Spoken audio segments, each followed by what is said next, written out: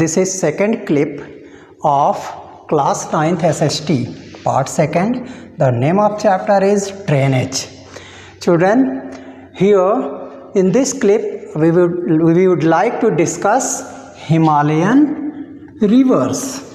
Children, you have seen many types of rivers that originates from Himalaya, but these Himalayan river system, they contains three main rivers. First one is Indus, second the Ganga, and third the Brahmaputra. They are major river system. Children, you should know what is river system. River system means rivers along with its tributaries. Those rivers which have its tributaries, more than 2 or 3 tributaries or 1 tributaries, they constitutes river system. Children, we will try to discuss one by one. First one is Indus river system.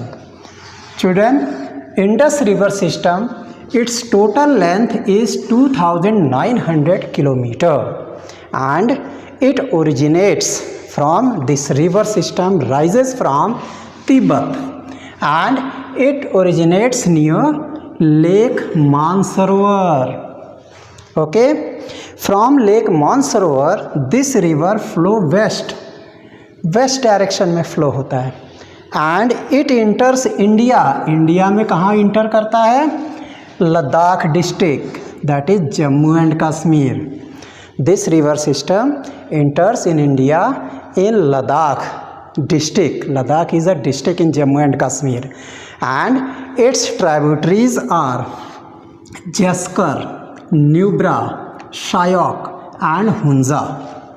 All these tributaries joins Indus river in Kashmir district, and it starts moving from towards Pakistan, and it flow across, means Indus river flow through Baltistan, Gilgit, and that emerging from Attock, it is a mountain, Attock, and they are in Pakistan. Children, you should know that 5 rivers that goes to Punjab and then move towards Pakistan. These rivers are Satluj, Ravi, Beas, Jhelum, and Chenab. These 5 rivers, they meet Indus river in Mithankot, that is located in Pakistan, and then reaches Arabian Sea, that is near Karachi. So this is the course of Indus river system. We will discuss another river system, that is the Ganga river system. Children, its length is 2500 kilometer, and the headwater of Ganga is Bhagirathi, means the headwater where it glacier melt, and it is fed by Gangotri glacier, and Bhagirathi became the headwater. And children, it starts from this glacier Bhagirathi and joined by Alaknanda at Devprayag in Uttarakhand. This river starts from Bhagirathi, that is fed by Gangotri glacier, and finally it is joined by Alaknanda at Devprayag, that is located in Uttarakhand. Children, after that it comes to plain at Haridwar. From Haridwar it emerges from mountains and comes to plain area, and it becomes, you can say, it rises from that portion, and its some territories, its parallel rivers are Yamuna, Ghaghra, Gandak, and Kosi. Children, Yamuna rises from Yamunotri glacier, and it meet at Allahabad to Ganga. Okay, so it is also a tributary, and these 3, Ghaghra, Gandak, and Kosi, they rises from Nepal, and finally they reach to India, and they cause damage. They bring flood बाढ़ आता है इसकी वजह से. And you can say this river Kosi is also known as river of sorrow. And you can say Gandak and Ghaghara they bring damage to Indian continent. When Nepal releases its water then it brings flood in Bihar area. Most of the portion cultivated area they are submerged in water, and it creates a problem to the people who are living there. So children, the main tributaries of Ganga are Chambal, Betwa and Son. They are main tributaries of Ganga. And one thing more, the Ganga, it flows in east direction till Farakka, that is located in West Bengal. Okay, means Ganga moves in east direction till Farakka in West Bengal, and then it meets with Bhagirathi and Hooghly, and it makes delta. And its main territory, that is Bhagirathi and Hooghly, and when it joins further, the main its route, it joins to Brahmaputra river, and this is known as Meghna. Means when it joins Brahmaputra river and moves ahead, that is known as Meghna. And at this place they forms Sundarban delta, that is very popular delta, and it is fertile one. Here jute crops are grown and many other crops are grown, so it is beneficial for this river system. And in Ganga river system, its length is 2500 kilometer. Children, its tributaries you could understand now, and this river system, it has become a very important thing. Brahmaputra river system that we are going to discuss.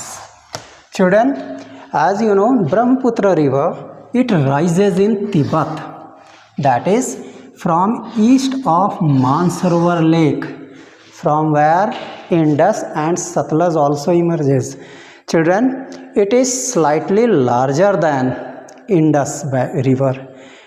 Understand? So Brahmaputra river is slightly larger, but its most of the course, that is more than 7,000 meter, that is it travels from in China. And you can say this river system is mostly it moves across China through Nepal, Himalaya. So children, this river, it flows east. This river flows in east direction parallel to the Himalayan ranges. Means it moves parallel to Himalayan ranges and goes in China. And on reaching Namcha Barwa, it is a place, Namcha Barwa, from where this river takes U-turn, and due to this it enters, after taking U-turn, it enters in India, in Arunachal Pradesh. And the place where it enters in Arunachal Pradesh, that is known as Dihang. The name of that place is Dihang. And in Dihang, it is joined by another river, Dibang, the Lohit, Kenula, and becomes its tributary, and finally they form Brahmaputra river system in India. And children, this river system moves across China. That's why, being a cold area, because of Trans-Siberian waves, there is frequent snowfall.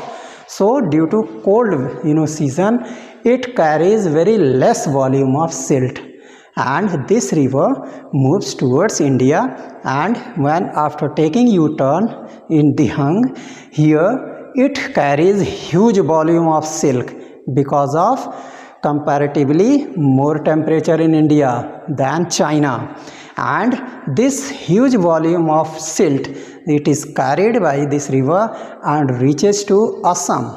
And in Assam, it this deposit silt and makes a delta known as Sundarban delta. And these children, these rivers, it is also bring flood in, you can say, Bangladesh, India, as well as nearby portions, and it creates a damage also. means it is not more beneficial for India because its most of the course flows across China. So children, these were the 3 river systems that we have discussed. Okay, thank you for watching this clip.